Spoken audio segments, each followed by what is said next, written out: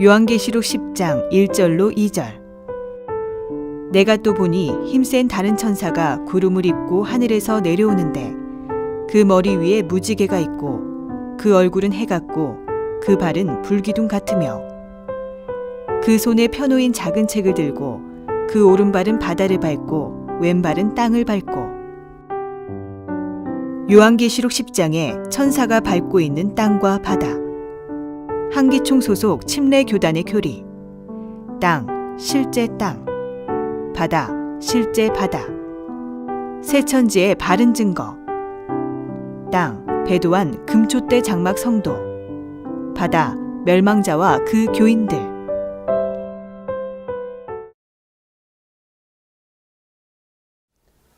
반갑습니다. 저는 신학 강사 김원국입니다. 요한계시록 10장에 보면 펴놓인 작은 책을 가지고 온 천사가 오른발은 바다를 밟고 왼발은 땅을 밟고 큰 소리로 외친다고 하는데요. 이 천사는 과연 얼마나 크기에 바다와 땅을 밟을 수 있는 것일까요? 여러분들은 어떻게 생각하십니까? 오늘 이 시간에는 본문의 천사가 밟고 있는 땅과 바다에 대해 새천지와 한기총 교리를 비교해보고 그 뜻이 무엇인지, 그리고 천사는 왜 땅과 바다를 밟고 있는지 알아보도록 하겠습니다. 먼저 한기총 소속 침례교단 목사님의 해석을 들어보시겠습니다. 2절, 3절 가서 보니까 그가 펴놓은 작은 책을 손에 들고 오른발은 바다 위에 왼발은 땅 위에 두고 사자가 부르짖는 것 같이 큰 음성으로 외치니 그가 외칠 때 7천둥이 자기 음성을 내어 말하더라. 이렇게 기록이 되어 있습니다. 거기 가서 보니까 오른발은 바다 위에, 바다라고 하는 건 지중해를 이제 생각하시면 됩니다. 대해로 이제 생각해 보시면 되겠고요. 왼발은 땅 위에 지금 이렇게 놓고, 그러니까 굉장히 엄청난 크기의 그런 천사라고 볼 수도 있어요. 힘 있는 천사가 지금 오른발은 어디를 밟고요?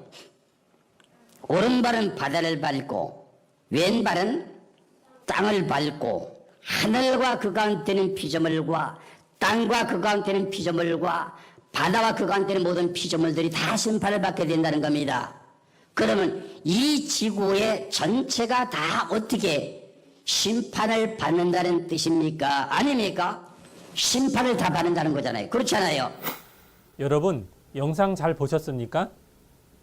한기총 소속 침례교단 목사님께서는 본문의 땅과 바다를 육적인 것으로 해석하시면서 땅과 바다를 밟은 천사는 엄청난 크기의 천사요.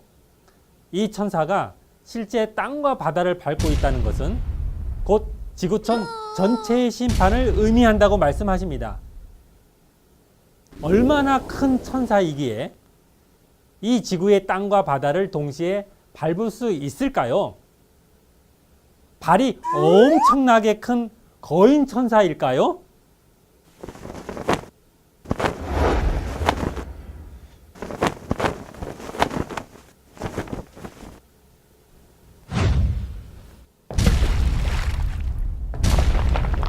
이렇게 말입니까?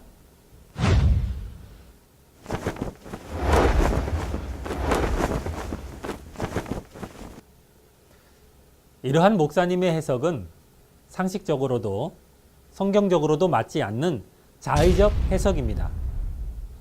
여기서 우리가 알아야 할 것은 이 계시록과 같은 예언서는 호세아 12장 10절의 말씀과 같이 인명과 지명 등을 빙자하여 비유로 기록되었기에 본문의 땅과 바다는 육적인 땅과 바다가 아닌 영적인 땅과 바다인 것입니다.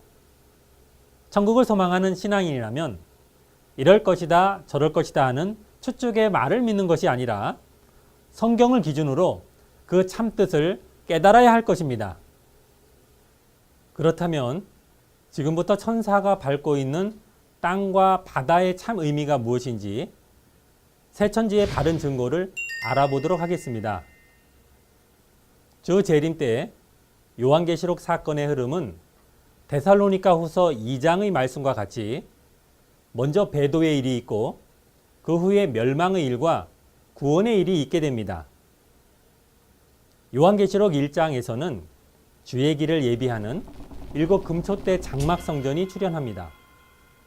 그러나 이들은 요한계시록 2장과 3장에서 본 바 하나님과의 언약을 어김으로 배도하게 되었습니다. 그로 인해 요한계시록 13장에 바다에서 올라온 7머리 10뿔 짐승이 하늘 장막에 들어가게 되고 성도들과 싸워 이겨서 이곳을 사로잡게 됩니다. 이때 사로잡힌 배도한 장막 성도들은 짐승에게 표받고 경배하여 멸망을 당합니다. 그러나 표받지 않고 이기고 벗어난 자들은 요한계시록 15장의 하나님의 보좌가 있는 유리바닷가, 곧 증거 장막 성전에서 구원받는 일이 있게 됩니다. 먼저 천사가 밟고 있는 바다에 대해서 알아보도록 하겠습니다. 요한계시록 전장의 사건 가운데서 본문의 요한계시록 10장의 천사가 밟고 있는 바다는 바로 요한계시록 13장의 짐승이 나온 바다로 이 바다는 세상을 말합니다.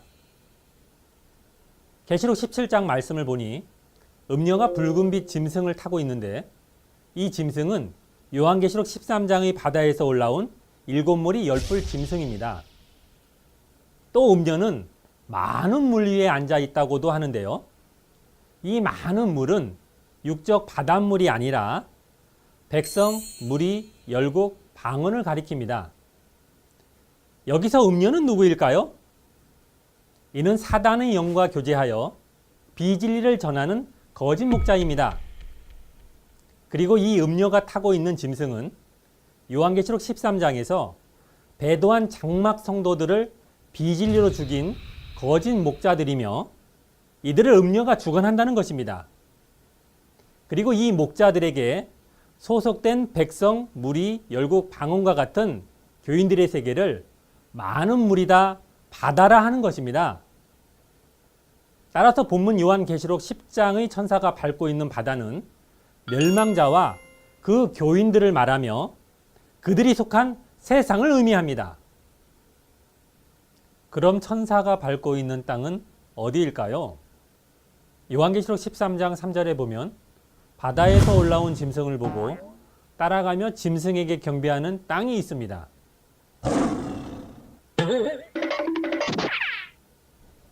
어떻게 땅이 짐승을 따라갈 수가 있겠습니까? 이 땅은 성령의 역사로 시작했다가 흙과 같은 육체가 되어 짐승을 따르는 배도한 장막 성도들을 말하는 것입니다. 따라서 요한계시록 10장의 천사가 밟은 땅은 배도한 금초대 장막 성도입니다.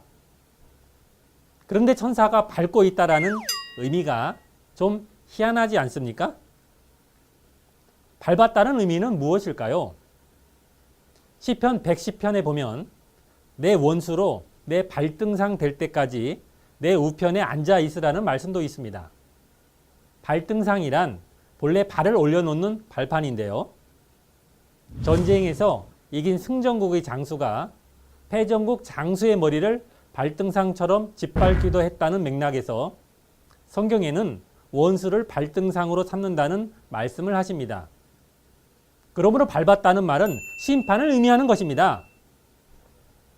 결론적으로 요한계시록 10장의 천사가 펼쳐진 책을 들고 땅과 바다를 밟았다는 것은 요한계시록의 열린 말씀으로 배도자와 멸망자를 심판하는 것을 보여준 것입니다. 그렇다면 왜 요한에게 이러한 모든 것을 보여준 것일까요? 그 이유는 천사가 바다와 땅을 밟은 것처럼 요한도 요한계시록의 열린 말씀을 받아 먹고 그 말씀으로 배도자와 멸망자를 심판하라는 것입니다. 그리고 백성, 나라, 방언, 임금들에게 다시 전하라는 것은 이들이 봉안책과 같이 사람의 계명으로만 배워왔기에 요한에게 다시 전해야 한다고 지시하신 것입니다. 그러므로 천사로부터 펴놓인 작은 책을 받아먹은 요한은 이제는 걸어다니는 성경이 되고 새 언약의 말씀인 계시록을 새긴 언약의 사자가 되며 살아 움직이는 하나님의 인이 되는 것입니다. 이 목자는 오늘날 신약의 약속한 목자가 되어 배도자와 멸망자를 심판하게 되는 것입니다. 모세도 택함 받아 보고 들은 것으로 심판했고 예수님도 보고 들은 말씀으로 심판하셨습니다. 이와 같이 오늘날 택함 받은 새 천지의 약속한 목자도 요한계시록 사건이 이루어지는 현장에서 보고 들은 대로 배도자와 멸망자를 심판하고 이를 제 가운데 있는 모든 교회들에게 증거하고 있습니다. 따라서 모든 신앙인들은 요한계시록 10장의 천사가 준 책을 받아 먹고 전하는 요한과 같은 목자를 만나 열린 계시의 말씀을 들어야 합니다. 이 계시의 말씀을 듣고 진리 가운데로 나오는 자는 요한계시록 1장 1절의 노정대로 구원받을 종들이요. 이들이 요한계시록 7장의 입맞은 14만 4천인과 흰물이 들인 것입니다. 또한 이들은 바벨론 같은 정통 교단에 사로잡혀 있던 자들로 부르심을 입고 빼내심을 얻어 이 땅에 창조된 하나님의 새 나라 새 민족이 되는 것입니다. 결국 요한계시록 10장에 천사가 바다와 땅을 밟은 것도 열린 책을 받아 먹으라고 요한에게 지시하신 것도 이 땅에 하나님의 새 나라 새 민족을 창조하기 위한 것이었습니다. 오늘 말씀을 정리해 보겠습니다. 한기총 소속 침례교단 목사님께서는 요한계시록 10장의 천사가 밟은 땅과 바다를 실제 육적인 땅과 바다로 지구 전체의 심판을 말한다고 주장하십니다. 그러나 새 천지의 바른 증거는 땅은 배도한 금초대 장막 성도이며 바다는 멸망자와 그 교인들인 것입니다. 그러므로 펼쳐진 책을 들고 바다와 땅을 밟고 큰 소리로 외치는 것은 열린 계시록의 말씀으로 배도자와 멸망자를 심판하는 것을 보여준 것입니다. 그렇다면 왜 한기총 소속 목사님들과 새 천지의 증거가 다른 것일까요? 요한복음 3장 31절에서 34절에서는 하늘에서 온 자는 하늘의 것을 보고 듣고 증거하며 땅에 속한 자는 땅에 속한 것을 말한다고 하셨습니다. 한기총 소속 목사님의 이러한 주장은 보고 들은 것이 없는 땅에 속한 자의 자의적인 주장인 것입니다. 이는 한기총 소속 목사님이 나온 신학교에는 말씀의 본체이신 성령이 없고 성령이 없으니 말씀이 없기 때문인 것입니다. 단순히 목사 안수만 받고 나왔기에 하나님의 약속의 말씀을 다른 뜻으로 왜곡하여 거짓 증거를 할 수밖에 없는 것입니다. 요한복음 8장 44절에 보니 사단이 들어서는 사단의 목자는 거짓말을 하게 됩니다. 거짓말을 하는 이유는 그 속에 마귀의 영이 있어 그 입을 통해서 거짓말을 하게 하는 것입니다. 그러므로 그 거짓말은 마귀의 씨요, 그 씨로 나게 되면 마귀의 자식이 되어 그 결과 지옥으로 가게 되는 것입니다. 하지만 하나님의 참목자이신 예수님은 요한복음 14장 24절의 말씀에 너희의 듣는 말은 내 말이 아니요 나를 보내신 아버지의 말씀이라 하신 것처럼 예수님의 말씀은 예수님 안에 계신 하나님의 진리의 말씀이었습니다. 이와 같이 오늘날 새 천지의 약속한 목자는 계시록의 사건을 보고 들은 증인이며 하나님의 진리의 말씀을 증거하고 있습니다. 이 증거의 말씀을 듣고 하나님의 씨로 나서 하나님의 자녀가 되어 천국에 가는 것입니다. 천국과 영생을 소망하는 성도 여러분, 신약의 계시는 열린 책을 받은 새 요한을 통해서만이 알 수 있습니다. 이 계시를 받지 못하면 하나님도 예수님도 오늘날의 약속한 목자도 알 수 없으며 영생을 얻을 수 없습니다. 배도자와 멸망자의 실체를 증거하는 오늘날 새 천지의 약속한 목자를 만나 천국에 이르시기를 진심으로 바라겠습니다. 감사합니다.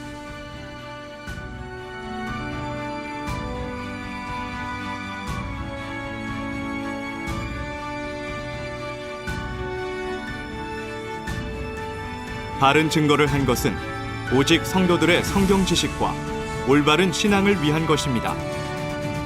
주석 및 자의적 해설은 증거물이 없고 계시는 증거할 실상이 있습니다. 판단 기준은 성경 말씀에 입각해야 합니다.